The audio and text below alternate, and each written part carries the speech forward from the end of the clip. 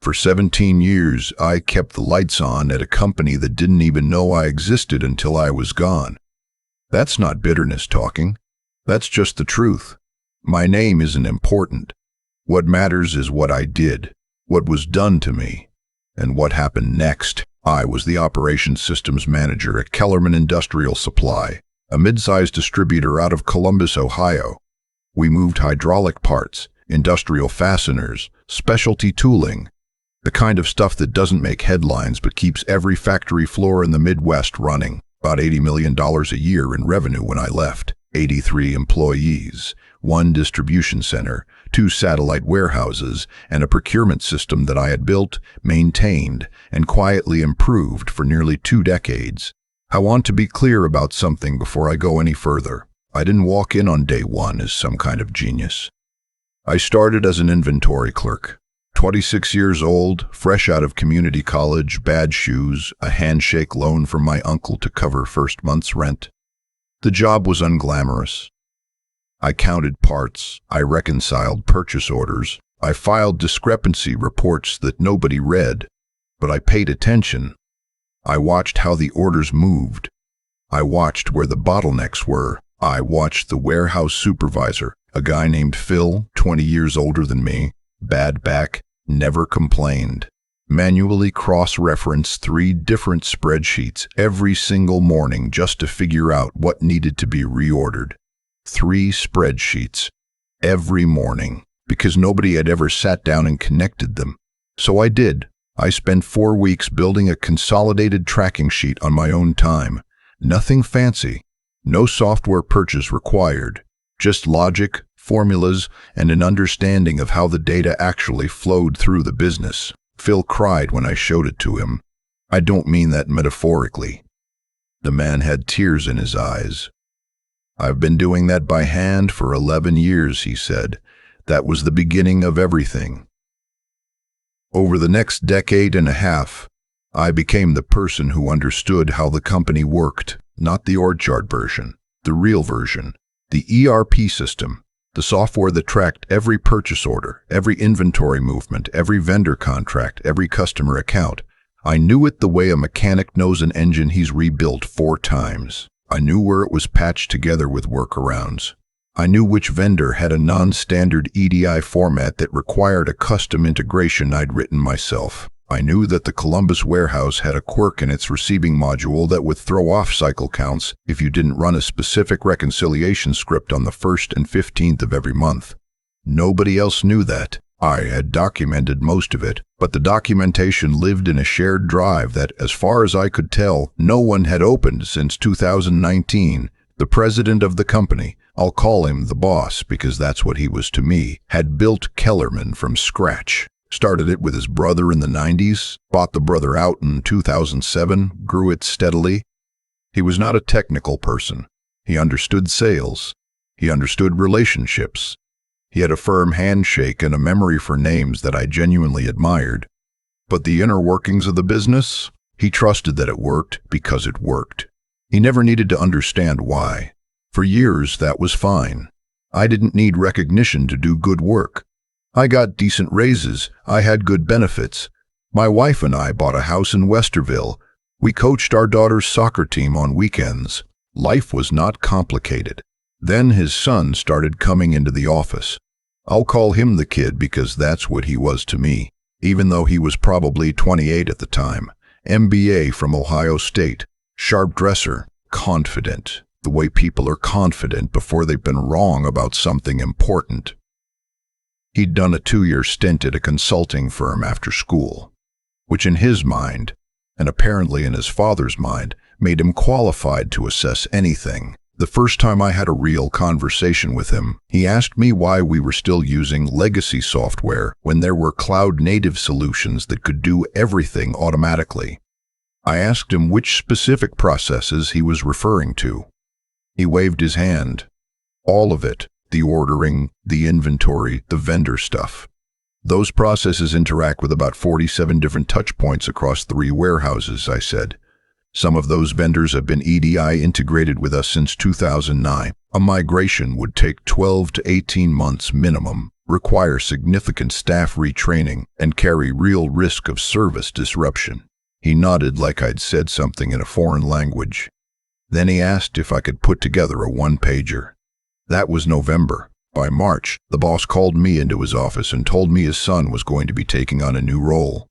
Chief Operating Officer, effective immediately. I said congratulations and meant none of it. The boss then told me, very gently, as if he were doing me a favor, that my office, the corner office I'd been in for 6 years, with the window that looked out over the parking lot and the loading dock where I could watch the trucks come in, was going to be reassigned. The kid needed a space that reflected his new position. "We'll get you set up somewhere else," the boss said. "Maybe down by the IT room." By the IT room, which was a converted storage closet with one window that faced a concrete wall. I nodded. I said that was fine. I went back to my desk and I sat very still for about 10 minutes. Then I started thinking. I want to be honest about what I was feeling in that moment, because I think it matters.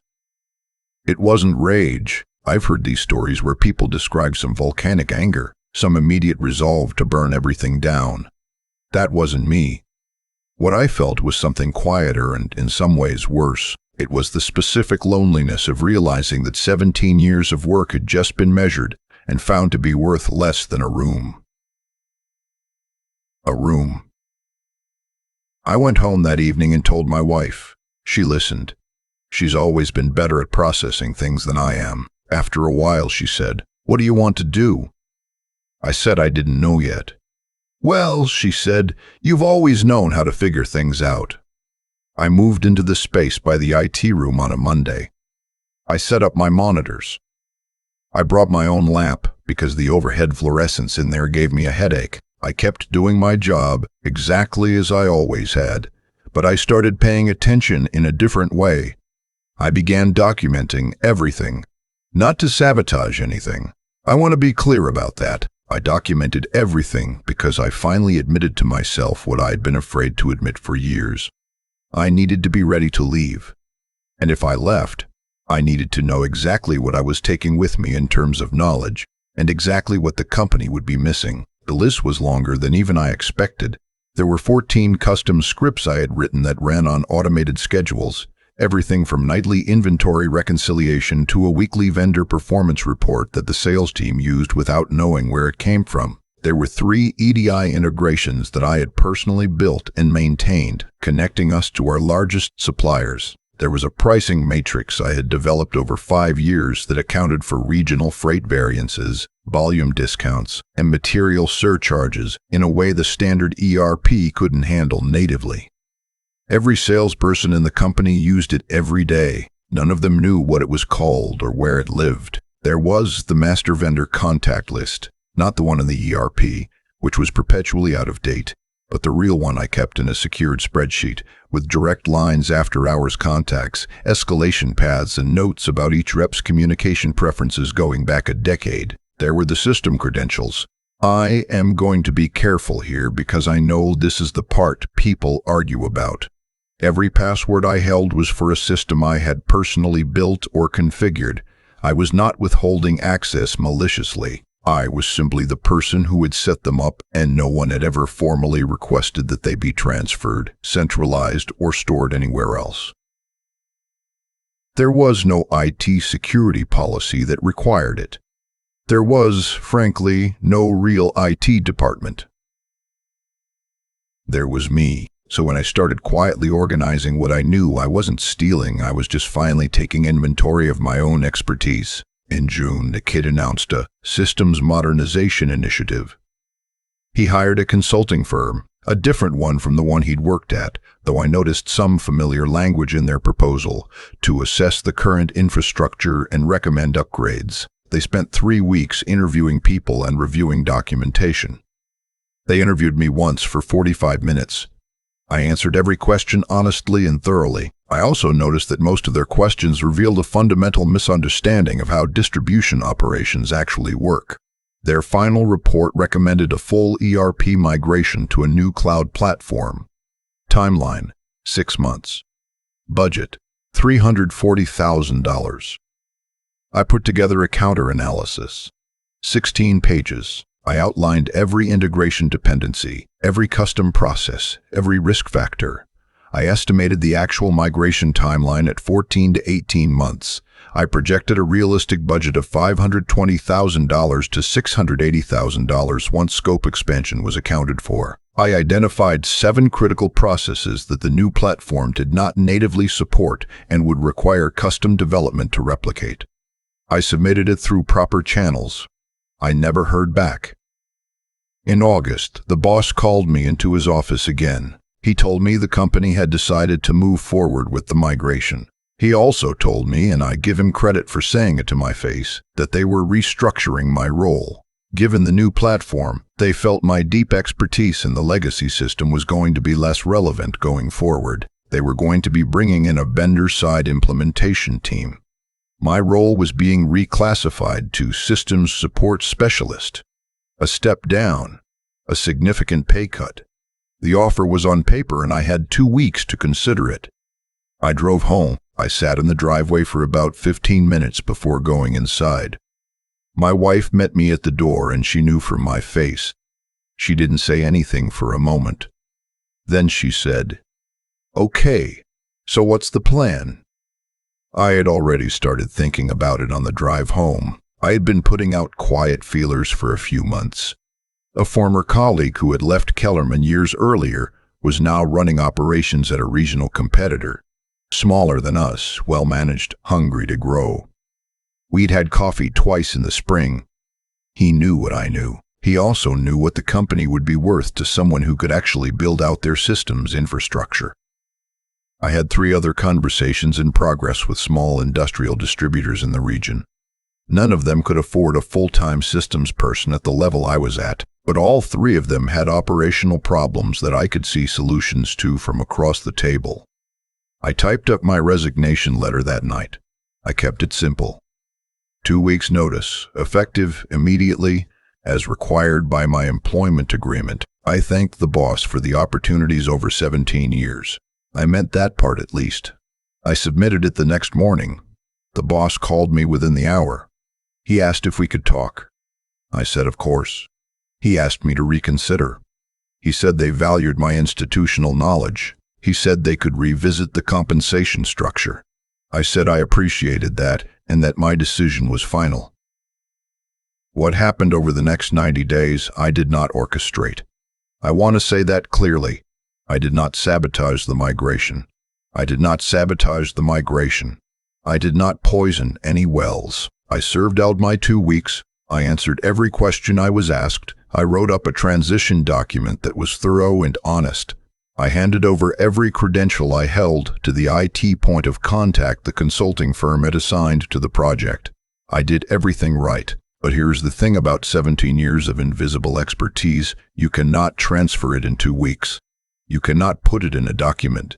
A document can tell you what the reconciliation script does. It cannot tell you that the script sometimes fails silently when the network latency from the Columbus warehouse exceeds a certain threshold, and that when it does, you have to manually trigger the backup process before the nightly batch closes, or you'll have phantom inventory discrepancies that take 3 days to unwind. That's the kind of thing you know, because you've seen it happen. Because you fixed it at 11 o'clock on a Tuesday night while everyone else was home. I heard things through my former colleague. He was generous with information, partly because he found the whole situation professionally fascinating, and partly because he was hoping I'd come work for him full-time, which I hadn't committed to yet. The migration started running into problems in October. The vendor implementation team discovered that 2 of the 3 EDI integrations I had built used non-standard data mapping that their platform didn't recognize. Rebuilding them was going to take additional time and money. The pricing matrix could not be replicated in the new system without significant custom development. More time, more money. Several of the automated scripts had undocumented dependencies that the vendor team only discovered when they broke. The kid called me in October. I have to be honest. I didn't expect that call, and when I saw the number I sat with it for a moment before answering. He was polite. More polite than he'd ever been when we worked together. He said they were running into some challenges with the transition, and he was wondering if I might be available for some consulting work. just to help bridge some gaps. I told him I was flattered and that I was currently engaged with several clients, but that I might be able to carve out some time. I asked him to send me a scope of work so I could provide a quote. My rate, I explained, was $185 an hour, with a 4-hour minimum per engagement and a $3,500 project retainer up front. There was a pause. "That's quite a bit higher than what we were paying you," he said. I said I understood that. I also said that my current rate reflected the market for specialized systems consulting with deep ERP and EDI expertise, and that he was welcome to seek other options if that didn't work for his budget. He said he'd have to discuss it internally. The boss called me himself 2 days later. We talked for a long time. He was honest with me, probably more honest than he'd been in years, maybe ever. He told me the migration was significantly over budget. He told me they'd already spent $280,000 and were nowhere near go live. He told me 2 of their largest customers had flagged order fulfillment issues and he was worried about losing them. I listened. I didn't say, "I told you so," because I didn't need to. The 16-page report I had submitted in June said it for me. I told him I would help. I also told him that I could not do so at my former salary or in my former role. I was running a consulting practice now. I had obligations to other clients, but I could allocate meaningful time to Kellerman on a retainer basis, and I believed I could help them stabilize the migration and protect the key customer relationships. We agreed on a monthly retainer. I will not share the exact number, but it was more than my annual salary had been. Per month. My wife, when I told her, was quiet for a moment, then she laughed. Not a mean laugh, a relieved one. The kind that comes out when something finally makes sense. Over the next 8 months, I worked with the vendor team to fix the EDI integrations. I rebuilt the pricing matrix in a way the new platform could support. I documented, properly, thoroughly, with enough detail that someone could actually use it. Every process that had previously lived only in my head. I trained 2 people on the reconciliation procedures. I identified a junior analyst at Kellerman who had genuine aptitude for systems work, and I advocated to the boss that he invest in developing her. The migration eventually went live. It was 14 months late and roughly $290,000 over the original budget, but it went live. The customer relationships held. The business stabilized. I also, during that same period, brought 2 of those small regional distributors on as consulting clients.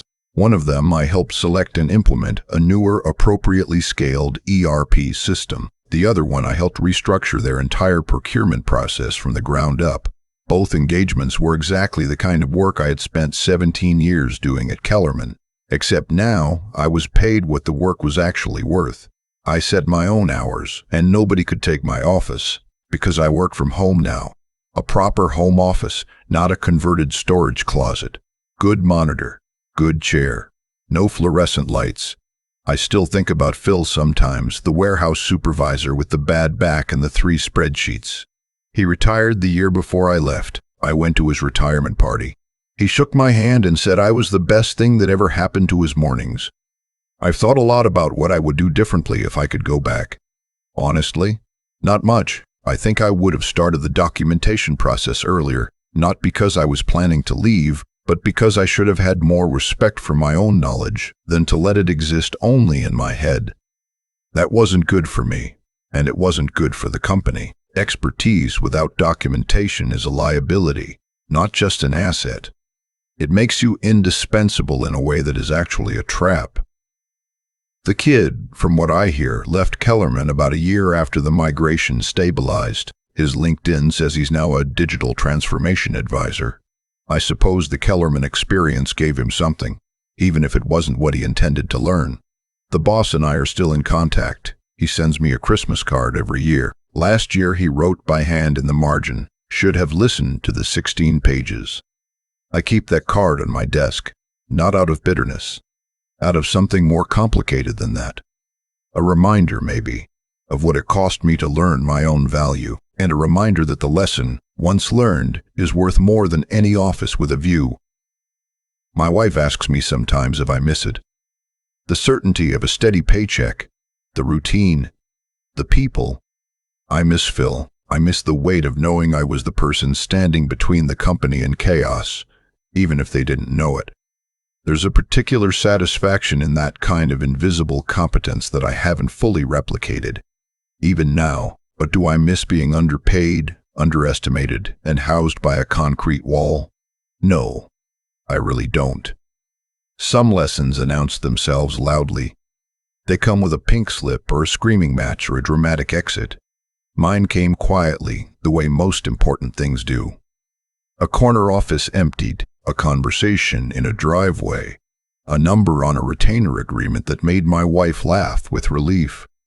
If you've ever been the person who keeps the lights on while everyone else claims credit for the electricity, I see you, and I will tell you what I wish someone had told me at year 10 instead of year 17. Know what you know. Write it down. And know what it's worth, because one day someone is going to ask you where the passwords are, and that is the moment, that exact, quiet, clarifying moment when you'll finally understand that you were never just an employee. You were the system. I've had a lot of time to think about what actually happened at Kellerman. Not the logistics of it, the migration, the retainer, the rate conversation, but the deeper mechanics. Why it unfolded the way it did. What was really being set in motion years before anyone called me about passwords. Here's what I've come to believe. The way things ended was a direct consequence of choices. Not just theirs. Mine too. For 17 years I made a choice. Quietly. Consistently. To care more about the work than about being seen doing it. That was partly virtue and partly a trap. The virtue part was real. I genuinely loved the problem solving. I loved knowing that when a truck left that Columbus warehouse, it was because a process I'd built was working the way it was supposed to. That satisfaction is not nothing, but the trap was that I let that satisfaction substitute for something I should have been building in parallel, a record of my own value. Not for ego, for clarity. For the moment when clarity would matter.